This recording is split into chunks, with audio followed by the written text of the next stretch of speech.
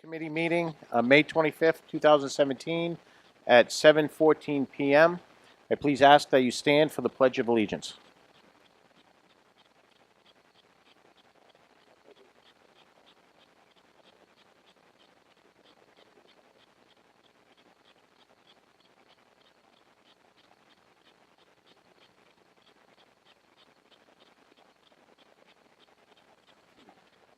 Thank you. Welcome.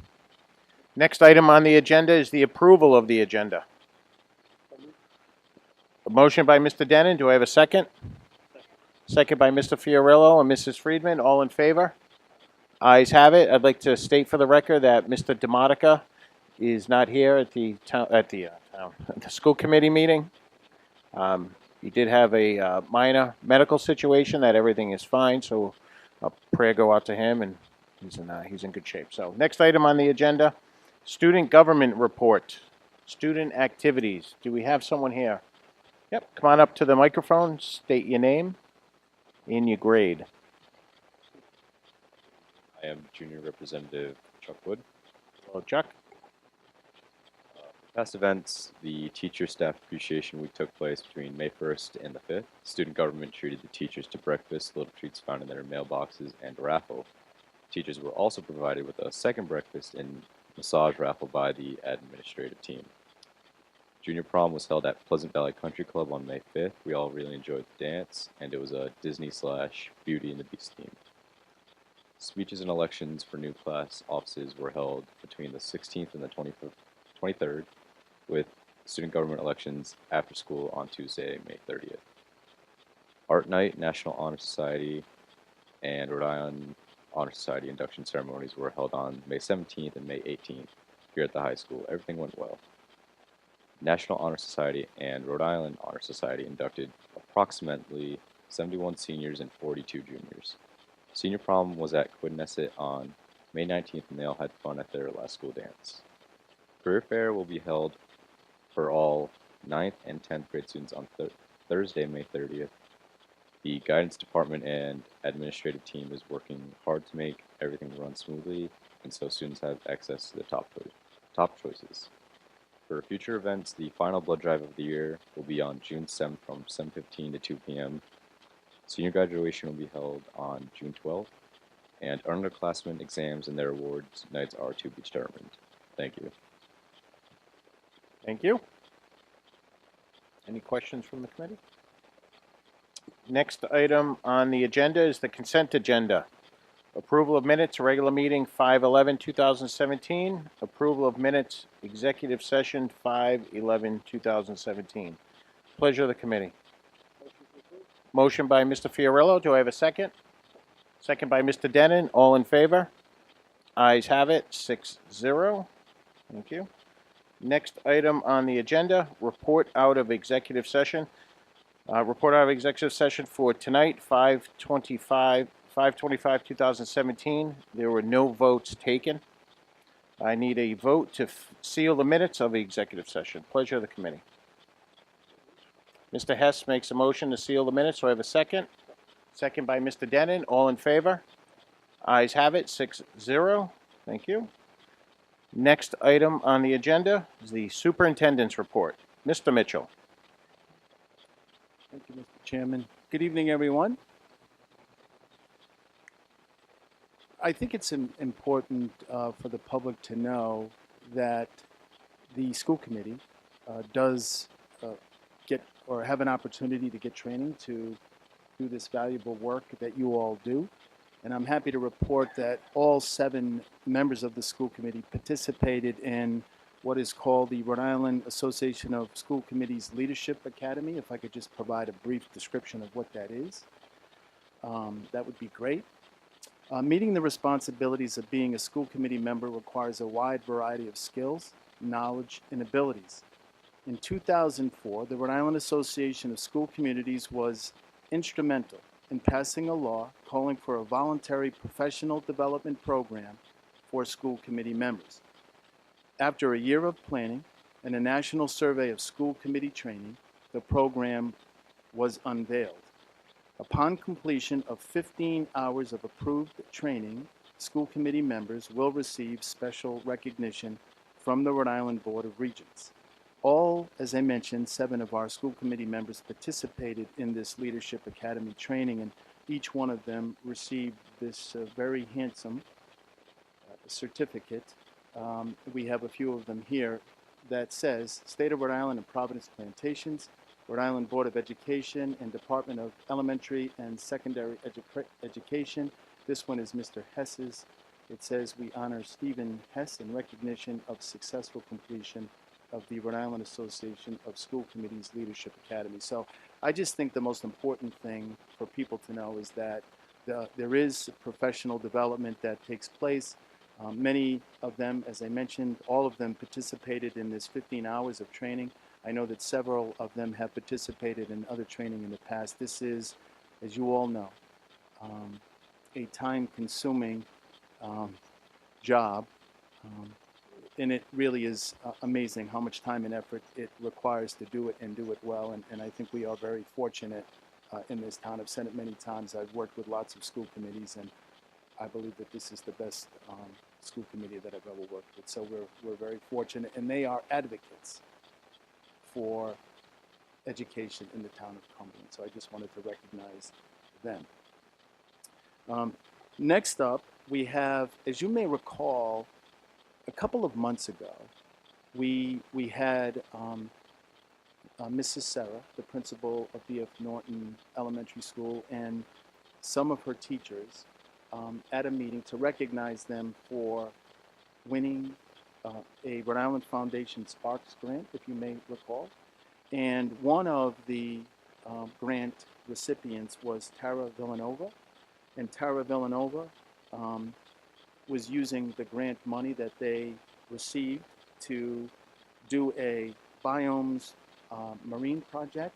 Well, Ms. Villanova is here this evening to share with us the work that has been done by her and her students. So with that, I'll turn it over to you. Do you need any help with anything? This is Tara Villanova.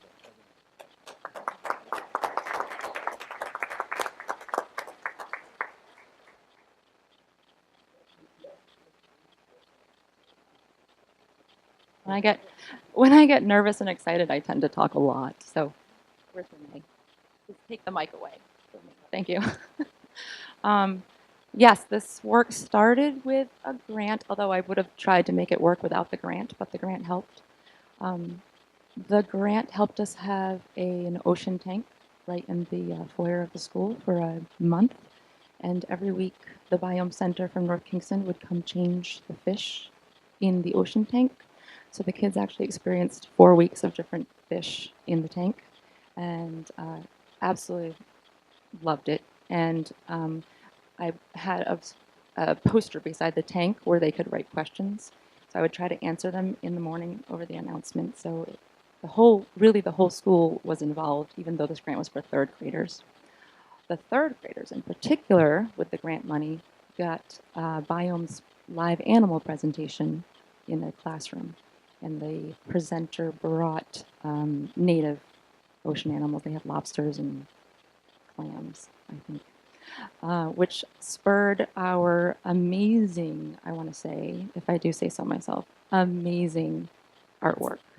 They've been working for months on making 3 murals, and again, the students did this. It was a giant collaborative mural. The kids made the decisions about what animals they wanted to include. They wrote sentences and words that they wanted to include, and it was linked with recycling and helping the planet. So what you're going to hear from the kids tonight is some of the things they want to share with the world about keeping the earth and ocean clean. So I'd like to have the 3rd graders who are not presenting come and hold our murals. And then maybe after the presentations, if anyone wants to come look at their artwork. So the murals, my 3rd graders that aren't presenting, can you come hold the murals?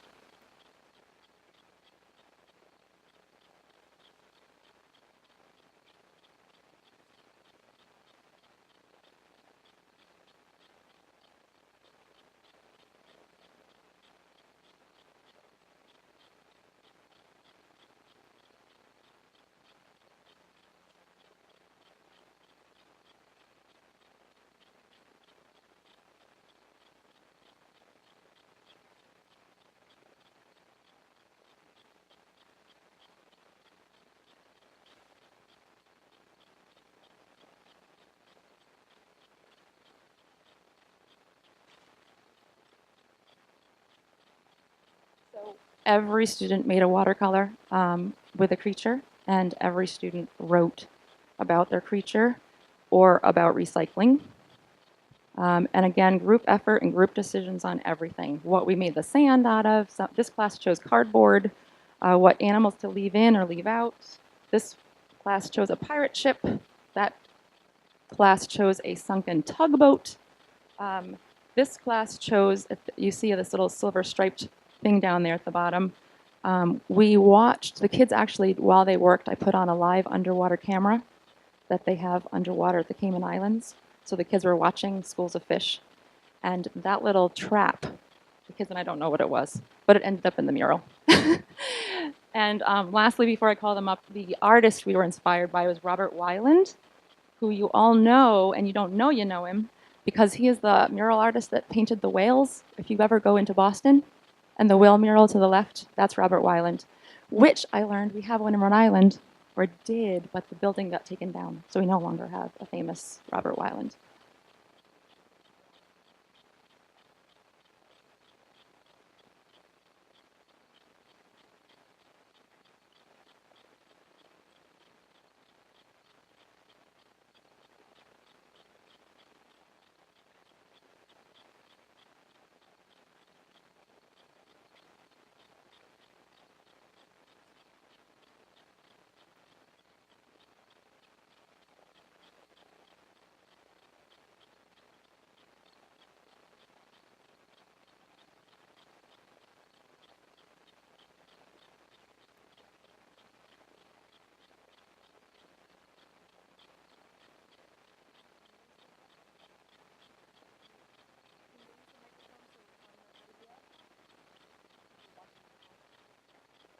Yeah, grab the. There we go.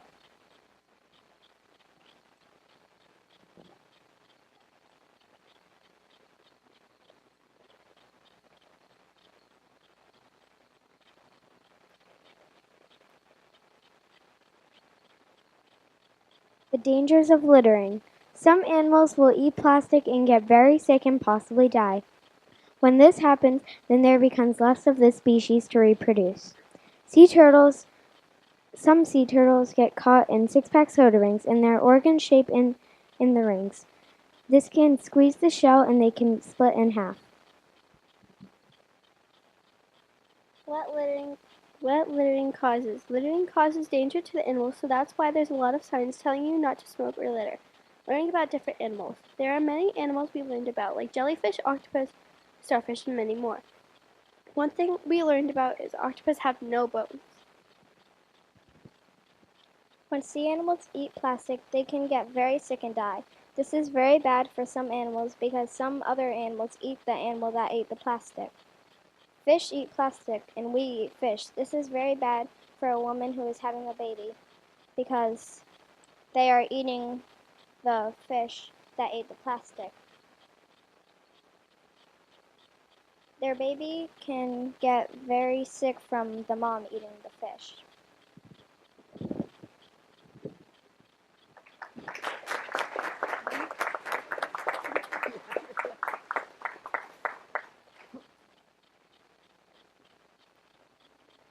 Excellent job, ladies. Excellent job.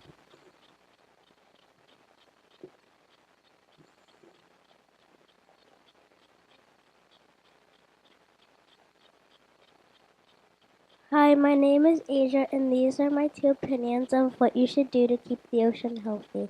First, don't litter so the object does not land in the ocean and so the animal does not eat it and die. Use recyclable things so your trash does not land in the ocean or anywhere else. Hi, my name is Abigail King. These are 2 things that you can do to protect the ocean. Don't leave your trash on the ground, and try not to leave food where birds or other animals can get it.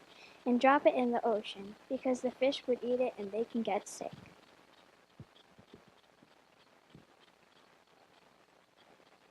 Don't put cigarettes in the ocean because animals can eat it and get sick and they can probably die from it. And we all love art.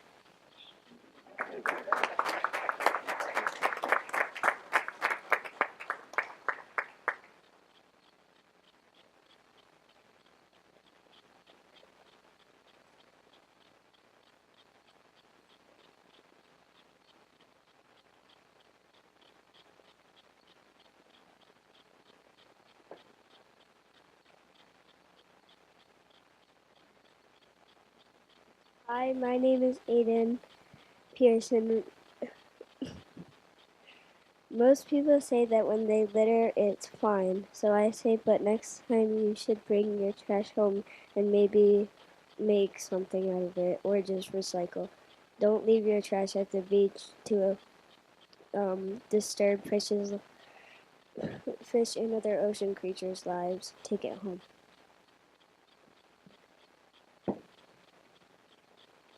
Hi, I'm Brielle Fox.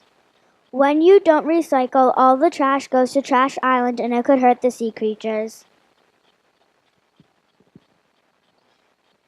If you keep plastic out of the ocean, animals won't get sick and the ocean will stay clean.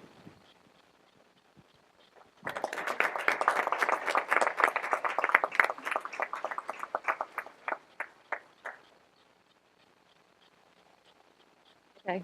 Um, so after the tank and the presentations, and as you can tell, this was completely tied in with keeping our oceans protected and using art to spread the word. Robert Weiland has a Weiland Foundation where does the same.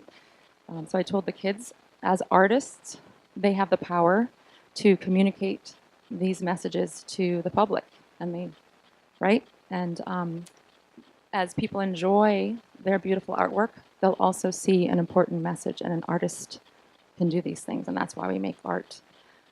So the other thing we have for you is the kids made you some gifts. So I have 3 friends who have bookmarks for you. They can get them.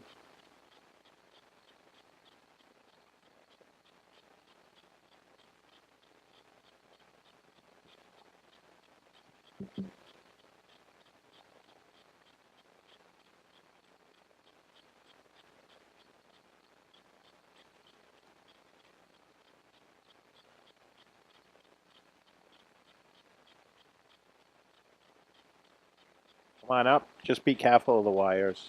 It's fine.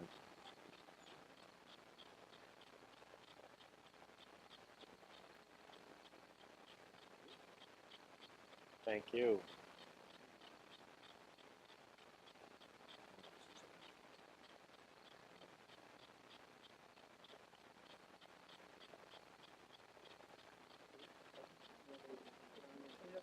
Yep. Just be careful of the wires.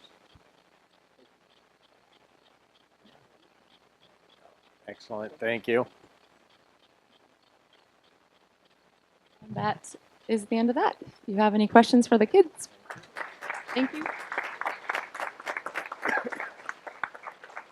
Mr. Fiorillo has a question. Mrs. Villanova, could you just mention how, because of the flood, the kids lost a week, but the company extended? Yes, that was kind of a win-win. Because of the flood, we would have missed a week of creatures. So when I called the man, who was very nice, and I think he's from Cumberland, who owns the biomes in North Kingston, he was in the middle of moving. So he was like, okay, I'm moving to a new house, so I'll give you another week. So we got 5 weeks, actually, with the tank. Like I said, a win-win. But that was very nice of them. And with grant or no grant, I hope to do this every year. And at the art show, BF Norton Art Show, June 9th, we will have bookmarks for sale. So we're raising money to try to get that fish tank and the presentations back. Excellent. Mr. Mitchell? Mr. Chairman, I don't have a question, but I would just like to say a couple of things. One, you all did a great job with this presentation. The work that you did is very colorful, very well done. And just a couple of things based on my experience. I live near the ocean, and one of the things that makes me sad and breaks my heart is when I'm running on the beach and I see all the plastic that is in the ocean, that when the tide changes, and I know Mr. Damana knows this too because he's close, it really is amazing how much garbage ends up in the ocean and ends up on the beach. So we need to be more conscientious about that. And one of the things I've learned recently as a result of my learning more about recycling, when you think about all of the plastic bottles that are generated in the world, 90% of all the plastic bottles that we use to drink water out of do not get recycled. and they end up in many ways back into the water system in some way, and eventually end up in the ocean. And as the students said, it ends up in the food of fish and eventually ends up in the fish. So this is a cycle that has to be broken. And you know, how hard is it to take your water bottle after you've finished drinking your drink and putting it in a recycling bin? I think that's not a hard thing to do, and I think we all have to make more of a conscious effort to take that step to preserve nature and our environment. So thank you. Oh, can I say two other things? I'm sorry, because you reminded me of something. The biomes actually tailored their presentation for us because they knew that the unit was on protecting the oceans and recycling. So instead of just talking about creatures, I asked them to talk about and tailor to how you protect those creatures. So she brought a lot of facts for the kids. One of them, which someone said something about cigarette butts, one of them is that of all the litter they collect, and this is years and years of data collection, 50% of the litter is cigarette butts. That's thousands and thousands of cigarette butts on the beach that animals eat. And the other thing I forgot to tell you was that we did 2 weeks of recycling collection at the school with this project. So if the kids brought me in the morning, I met them in the gym. If they brought me a water bottle, a straw, because I'm a big anti-plastic straw person, cans, or a plastic bag, I would give them 10 Jaguars. So we did that for 2 weeks as well as part of this unit. Excellent. It's nice to Very, hear that. very much. All the kids and yourself, a wonderful job. Nice, colorful pictures. Anybody on the committee? Anything to say? We're going to take a 5-minute break. Okay. Thank you very much.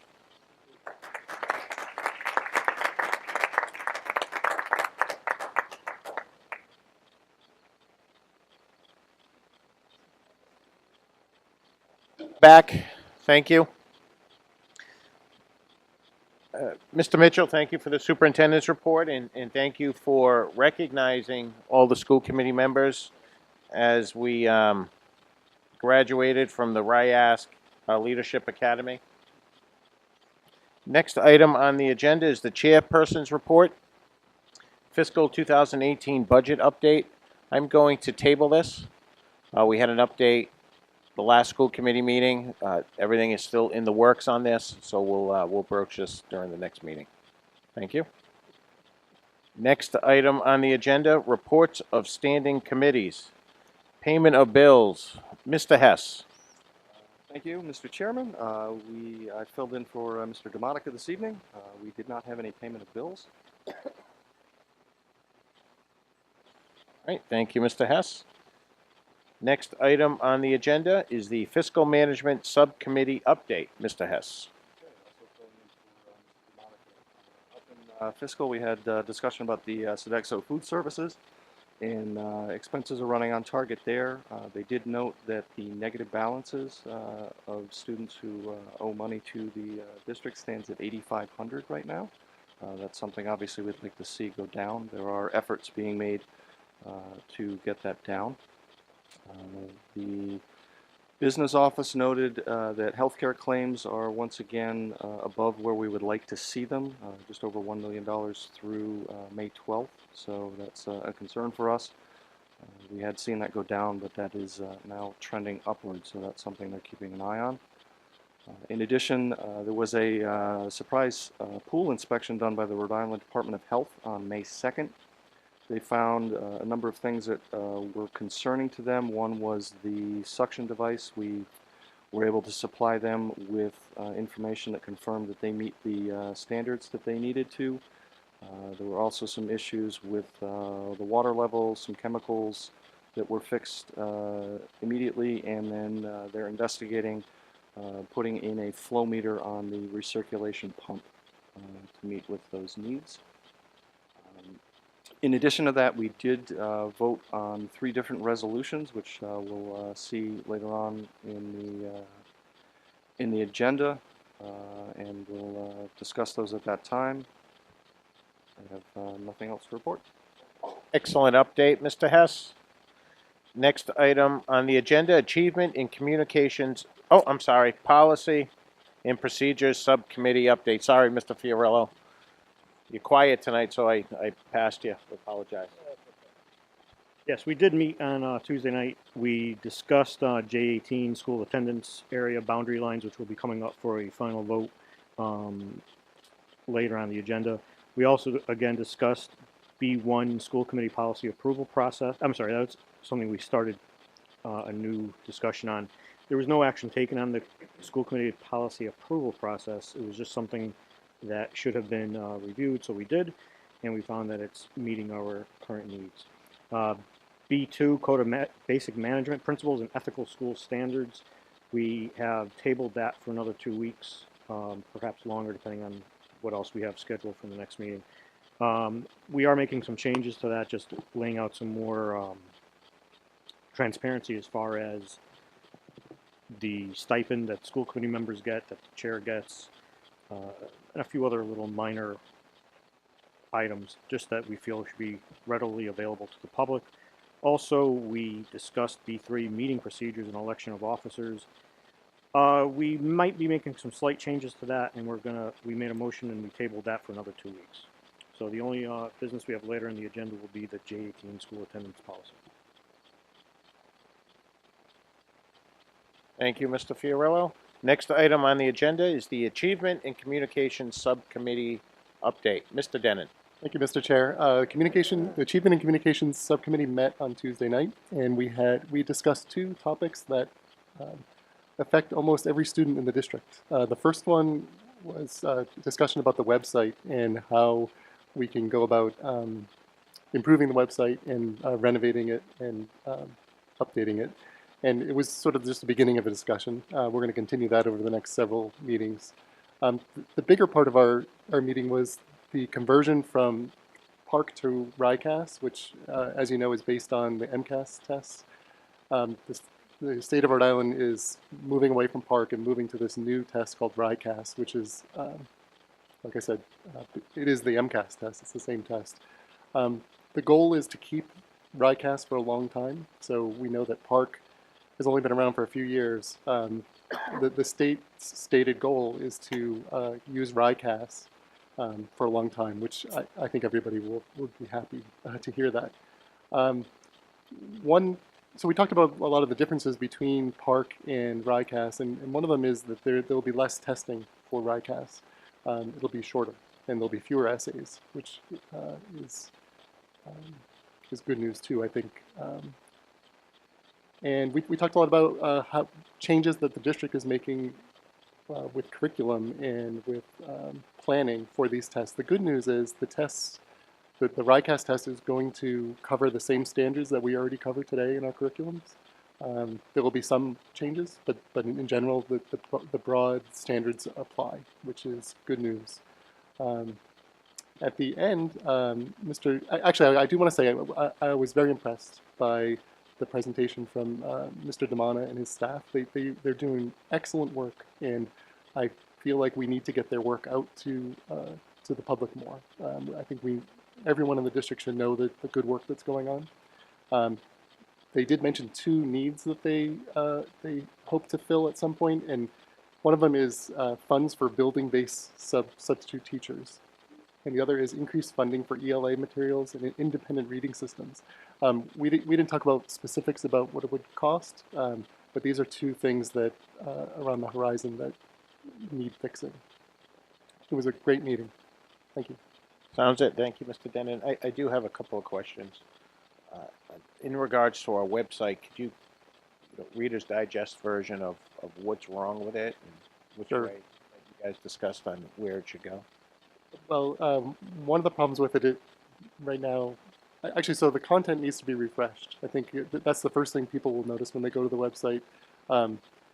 And the design, it uses an older design that doesn't work as well on the devices that people use today, like phones and tablets, mostly phones. So that, from a content and a design perspective, it needs to be updated. I think technology-wise, the web has moved on to, has moved past what we're using today, so we need to update some of the server technology that it uses. Mr. Denon, in second, are we going to put together an RFP or a bid, a proposal, an RFI? What is that? Great question. We made no decisions on that. We did talk about, basically as a subcommittee, we're going to be looking at some other district sites that we like or we want to emulate, and this topic will be on the agenda for next week as well, where we can talk about some of that and work on next steps. Excellent. Thank you, Mr. Denon. Next item on the agenda is comment from the public. You can step up to the podium, state your name. Anyone?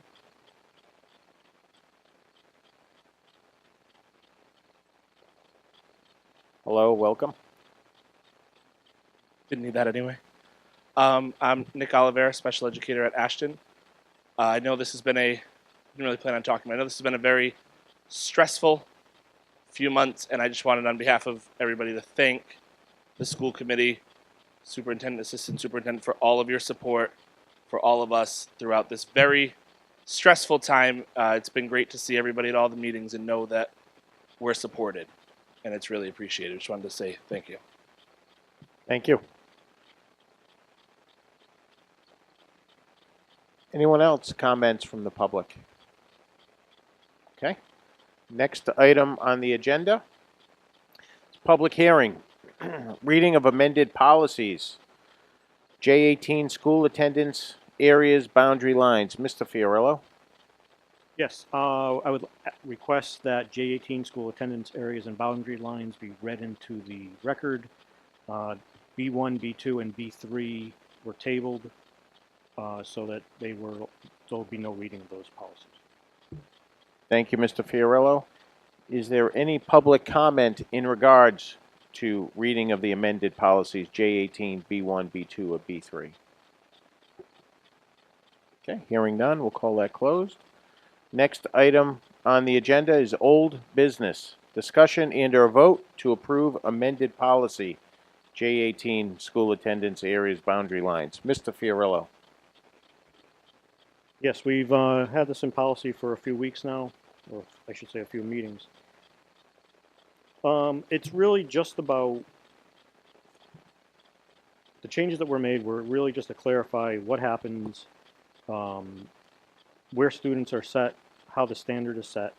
There was some minor changes to this. Also, some things were just clarified a little bit, and I would move passage of this policy. Thank you, Mr. Fiorillo. Mr. Fiorillo's moving passage of J18 school attendance areas boundary lines. Do I have a second? Second by Mr. Denon. All in favor? Ayes have it, 6-0. Thank you. Next item on the agenda, new business. Discussion and/or vote to approve revised 2017-18 school calendar, preschool, kindergarten, student placement days. Mr. Mitchell. Mr. Chairman, the elementary principals have requested that we revise the calendar because of their experiences with the soft start that we were doing over the last year or two at the kindergarten level. They have requested a slight change to the calendar. That's why it's before you this evening. We have a couple of principals here to answer any questions that you may have as to why they made the request, but I would recommend that you approve the amended calendar. Thank you, Mr. Mitchell. Pleasure of the committee. Mr. Fiorillo has a motion to approve the 2017-18 school calendar as amended preschool, kindergarten, student placement days. Do I have a second? Second for discussion by Mr. Denon. Go ahead, Mr. Denon.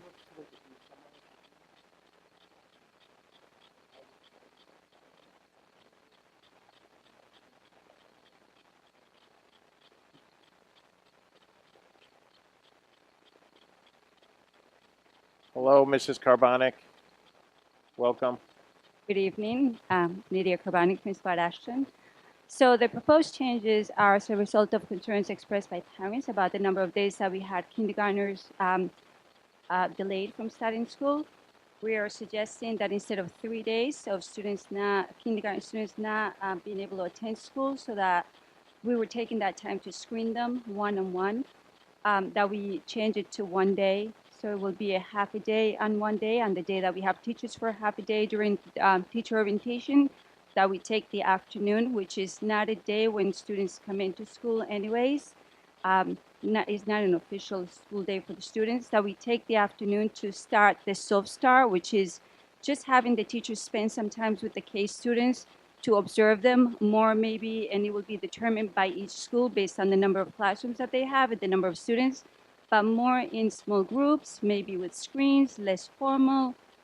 It will be up to the teachers to determine how they do that, but still be respectful of that opportunity that they have asked it, that they value and we all value, that we experience with the self-start, to get to know the children a little bit before they start school, and also give them that opportunity to be in a school setting and reduce their anxiety before they start their first day of school. We also saw the benefits of students coming in, kindergarten students coming in after the rest of the grades were already in school. Just that mere separation of having K come afterwards not only reduced their anxiety, but as a school, it became more manageable to make sure that we had already established all the other students, their buses, who's going where and how they get in home, and told them, their routines. By having that day where the K students are not there, we're able to do that. When the K comes in, by being out for 1 day, we will already have those other first graders to fifth graders settled, and we can take the time to really work with them and make sure that we are watching and looking after them rather than having K to 5 altogether. So in the proposed changes that you see will be to have students come in for a half a day during the orientation day, for the afternoon for the teachers to do that observation of the students in small groups. So it will be by appointment. The following day, they'll come back in again by appointment in small groups for the teachers to observe them. The teachers will spend the afternoon talking about the data, talking about the students and how to group them properly, so that we can have balanced heterogeneous classrooms or class lists, and then they will have a chance to start the following day. So the change is to reduce kindergarten students from being out 3 days to for the self-start to just 1 day. Any questions? Any questions from anyone on the committee? Thank you, Mrs. Kobranek. So I have a motion, I have a second. All in favor? Ayes have it, 6-0. Thank you, Mr. Mitchell. Next item on the agenda, B, has been changed. This is going to be discussion and/or vote on teacher dismissal as prescribed by Rhode Island General Laws 16-13-2. Mr. Mitchell. Mr. Chairman, whenever the school committee has to make a decision about finances, in this particular case, for the next fiscal year, and we're talking about fiscal year 2018, the school committee has to provide notice of any staff members before June 1st that may be dismissed because of program reorganization or financial exigency. The words dismissed, program reorganization, and financial exigency aren't, those clearly aren't my words. They come right out of the statute, which is 16-13-2. These decisions are excruciating, as we have discussed on several occasions.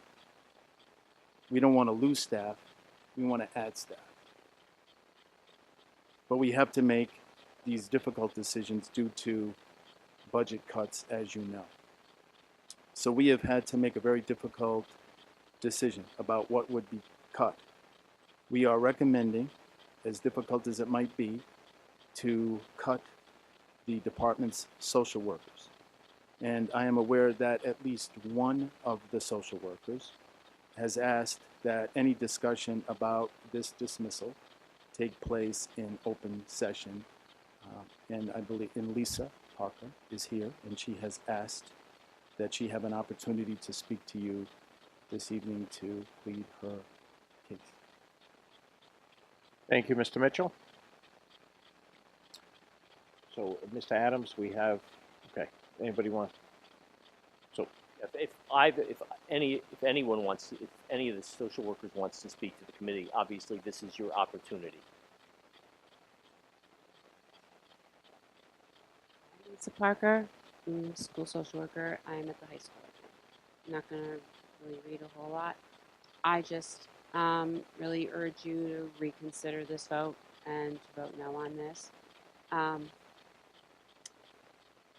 When I think about my caseload of IEP students and 504 students, these are the students that we are legally bound to serve. I have 20 of those students. Those are in addition to the other students that I regularly see. 11 of them have IEP goals that I report out on quarterly, and 3 of them I see through accommodations on their IEPs, plus 6 students with 504s. Those 20 students will then be absorbed by the other psychologist and a half, who also has her own caseload, which is going to make a very unmanageable situation. In addition to that, we never stop. In addition to that, I've this year had a free intern, which helped us out significantly. So along with my departure goes an intern's departure as well. This high school will be an incredible deficit in terms of mental health. The students that we serve, we've been telling you all along, and I think you do. I do believe that you understand, are the students who are pulling their hair out and cutting their arms up and are in the hospital and trying to re-enter the school from the hospital. And I don't even know whether we're going to be available to see those students because we're seeing the ones that we're legally bound to see. And if we can't see them, then we are open to, then we're out of compliance legally. I just think that you needed to know those numbers. And that's what I do to complement the work that my psychologists do. But specifically about social workers, we're the ones that deal with the unexpected parts of life, like fires and death and unemployment and homelessness and physical illness, all of those things that affect families and that affect our students being not ready to learn. We want them to be respectful, responsible, ready to learn. Some of our students are not ready to learn.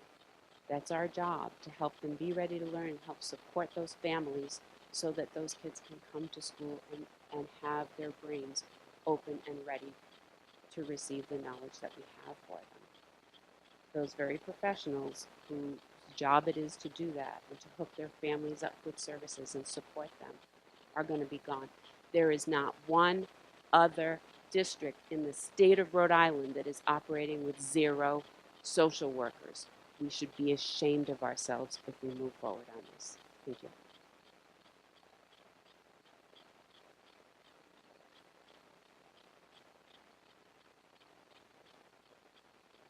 I have 2 screens that I'm going to toggle back. So part of my evaluation, we have to answer the question, what is the most important outcome that will enable students to have better access to education through your services? The strengths-based empowerment model of social work practice helps students see the strengths within themselves, find internal motivation to improve their behaviors, improve their interpersonal relationships, and develop a sense of self-efficacy, the sense that they can do things for themselves, and self-advocacy skills. Students have increased self-confidence and are more successful in school. And what is the rationale for that? Students become overwhelmed, discouraged, and lose motivation to stay invested in their educational success for a variety of reasons. Some examples are learning difficulties, problems at home, peer problems, etc. access to a qualified social worker can have an immediate positive impact by helping to validate a student's feelings, thereby reducing their immediate levels of distress. The qualified social worker builds a relationship with a student and engages the student in the problem-solving process. That is our training, that is our area of expertise. And I know Lisa and I do it very, very well. And I have been doing it for 15 years in this district.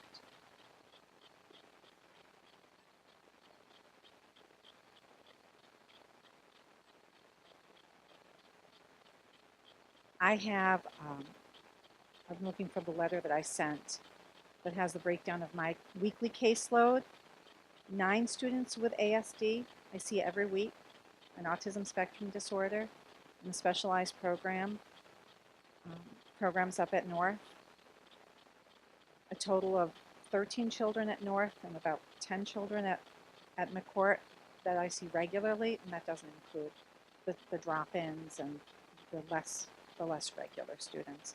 They're all either 504 plans or IEP plan kids, and a few target team referrals, kiddos who are on their way to being on a formal plan. Because I've been, for many reasons. I don't really have anything else written here except that the work that we do is done behind closed doors, but it's very valuable. I get phone calls all the time. Within the last 2 weeks, I have been asked to work with one parent who was in crisis, and I spent a couple of hours with her on 2 occasions because there's no one else that can help her. You think that there are social services out there in the community. Getting those services to help somebody learn how to apply for health source, or learn how to apply for social security disability benefits for their children, it's very frustrating. Over the 15 years, I've helped many parents get Katie Beckett, and I'm in the process now of working with 2 parents. One is applying for Katie Beckett and Social Security disability, and both parents are applying for that. A lot of parents, it's in my mind, it's shameful that you have a child with an intellectual disability who has never gotten Katie Beckett because there wasn't a social worker working closely with him, and there wasn't anyone working with him to get to this point in time to not have the Katie Beckett, which pays for PASS worker, pays for HBTS. The PASS worker takes them into the community and helps them learn independent skills so they can be a much more successful young adult. So it just breaks my heart what's happening. I'm insulted. I'm absolutely insulted that this school department has made a decision to keep 14, and I have nothing against guidance counselors. I love guidance counselors. Some of them are my best friends. But to keep 14 guidance counselors, not consider cutting any guidance counselor position, including the 1.5 guidance counselors that were created last year, but they're cutting 2 long-term school social workers, the only social workers. So it's a program elimination. The letter that I got was fiscal exigency and a program elimination, program reorganization were the 2 reasons, the 2 rationale. No cuts to the school psychologists, no cuts to the school guidance counselors. The only 2 positions that are being cut are the 2 social workers. And over the years, I know that I have functioned as more than just a school social worker. When I was elementary, I did everything the guidance counselor does. We were interchangeable. So it just feels quite insulting. And there's really not much more that I can say except I was shocked when I got the email at 7:50 p.m. Tuesday night to please be in Mrs. Fogel's office at 9:30 the next morning. I was shocked that it has come to this. So that's all I have to say. I would like to say to the committee, so I don't want to come across as insensitive on this, but in I don't like cuts either, especially when it affects children. But we have to trust the administration that they have a plan on this. These cuts, I'm taking, they're not personal. These are fiscal cuts that need to take place. I personally am going to support the administration on this because I feel that they do have a plan, and we're not just going to leave students hanging out there that do need this type of assistance. So it's the pleasure of the committee, or if anybody else has anything else to say on this.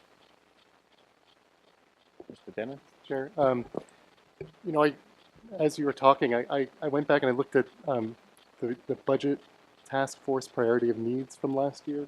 There was a budget task force to look at the problems in the district, and the number 2 thing on that list was hiring 2 social workers to add to the 2 that we have. And there's a word here about the the School Social Work Association of America recommends a student to social worker ratio of 250 to 1. And I think if we go ahead with this cut, we would have 4,500 to 0, and I don't support that. Mr. Denon, anyone else? Mr. Fiorillo?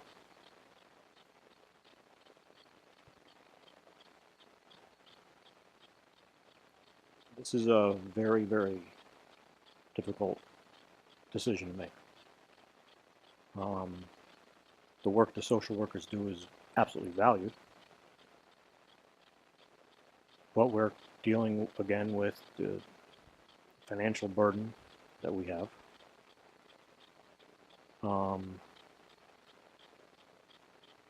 It's one of these decisions that no matter which way we vote, it's going to be the wrong vote. And I'm at a loss of words with it. Mr. Fiorillo, pleasure on the committee. Vote. Do I have a motion? Mr. Adams?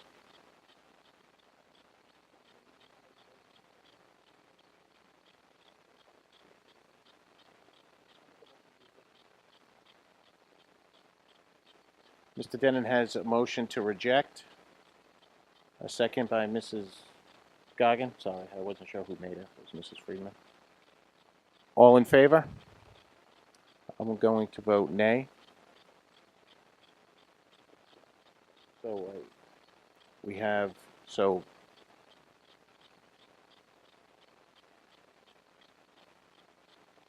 aye. So Mr. Denon has had a motion on the floor that rejects the superintendent's recommendation for the dismissal. And we have 1, 2, 3, 4 ayes and 3 nays.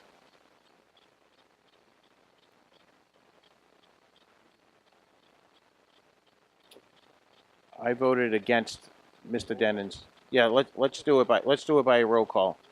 So Mr. Denon has a motion to reject Superintendent Mitchell's recommendation for dismissal. Mrs. Goggin. Second? Okay. How do you vote? You support to reject.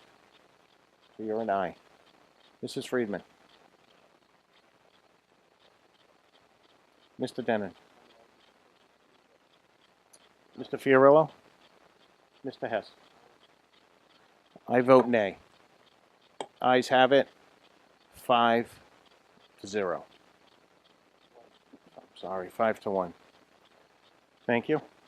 Next item, I'm sorry, Mrs. Fogel.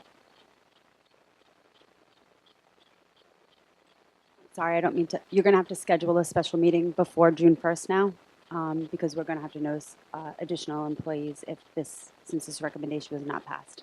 And it will probably be school counselors at this point. Mrs. Fogel, thank you. Mr. Mitchell, could you please accommodate the special meeting before June 1st? Thank you. Next item on the agenda, discussion and/or vote to approve authorization to administer the 2018 Rhode Island Student Survey, known as RIS. Pleasure of the committee?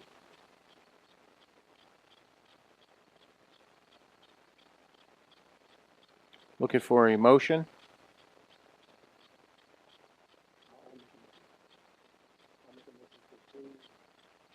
And then we can second for discussion.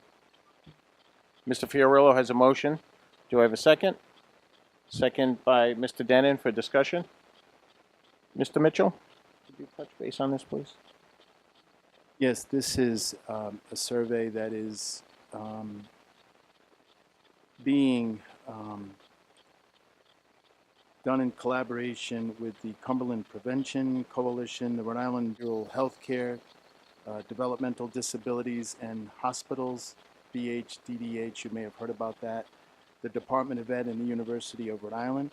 The purpose of this survey, it is a risk and prevalence survey that looks at sets of factors or conditions to which youth may be exposed that are associated with negative behavioral health outcomes and the extent of which youth may report engaging in problem behavior. It explores substance abuse, bullying, depression, suicide, and violence. I can tell you as a former health teacher, the information that's gathered from a survey like this is incredibly helpful in making decisions around lesson planning and curriculum revision, those kinds of things. I've had a chance to review the survey, and I'm assuming that many of the members of the school committee have had a chance to see it as well, and I would recommend that you approve it. Thank you, Mr. Mitchell. So I have a motion. I have a second. Any further discussion? All in favor? Ayes have it, 6-0. Thank you. Next item on the agenda, discussion and/or vote to approve amended policies. B1, School Committee Policy Approval. B2, Code of Basic Management. Well, let's take the first one, Mr. Fiorillo. B1 was actually, no action was taken in subcommittee, so we don't need to vote on that. Tabled? Okay. Also, no, it was not tabled. It was actually just no vote, no action taken. B2 and B3 were tabled. Thank you, Mr. Fiorillo. Next item on the agenda, discussion and a vote to approve resolutions. SCR 2017-05, amended fiscal year 17 school budget. Mr. Mitchell.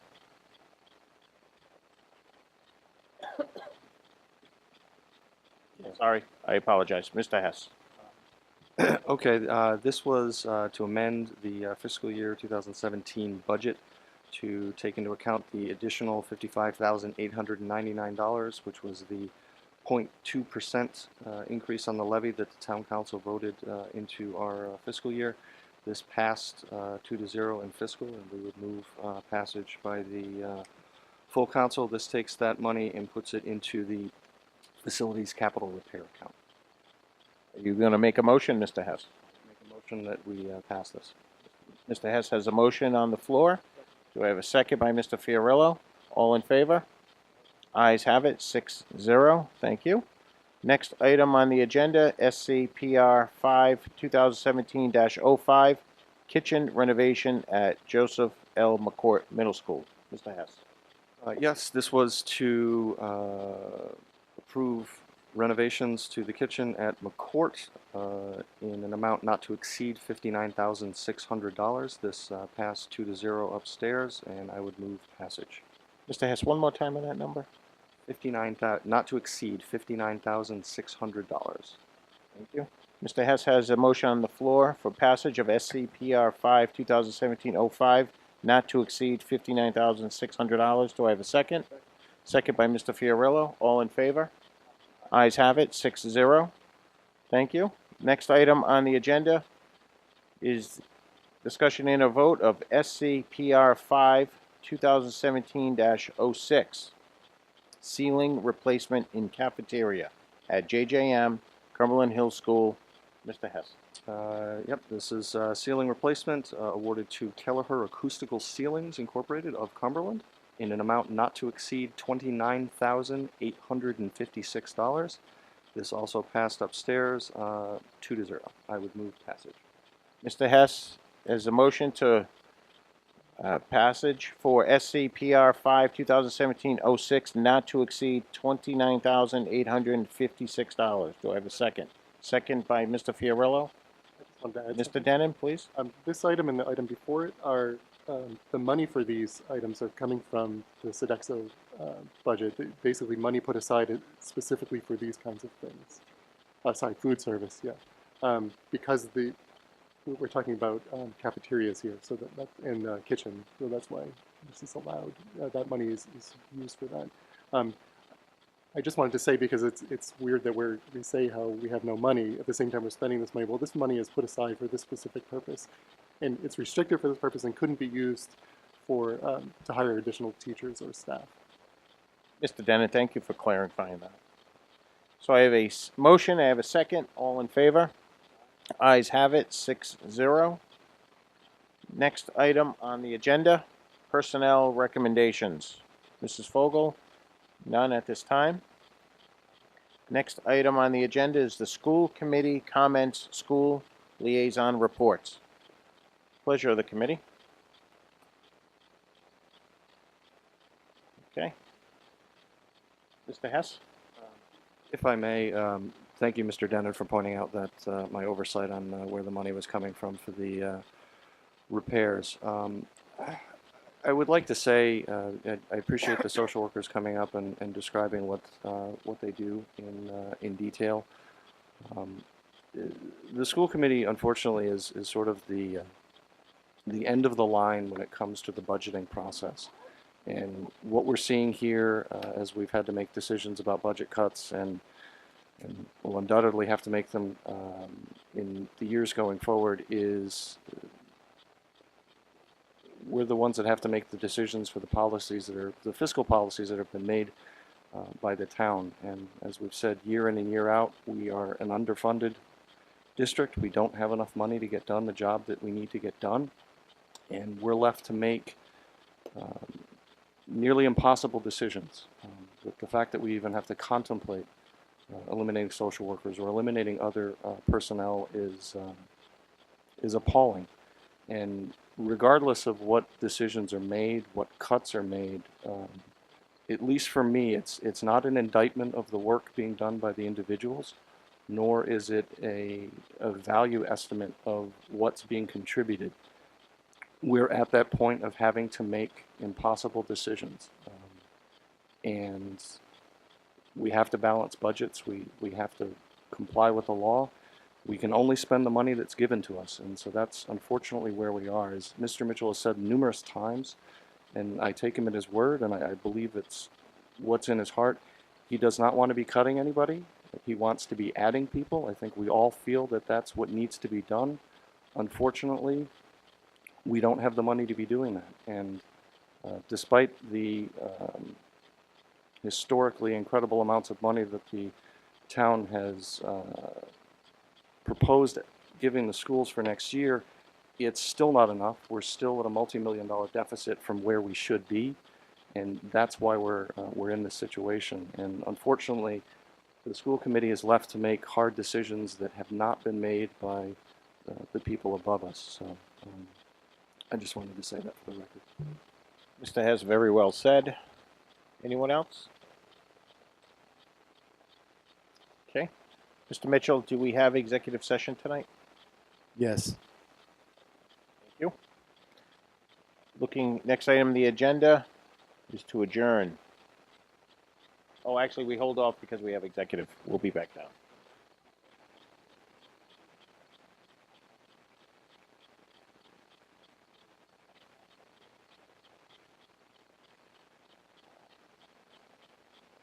No one is here. We open the door. So, okay. Excellent. Thank you, everyone, for attending. Have a good night.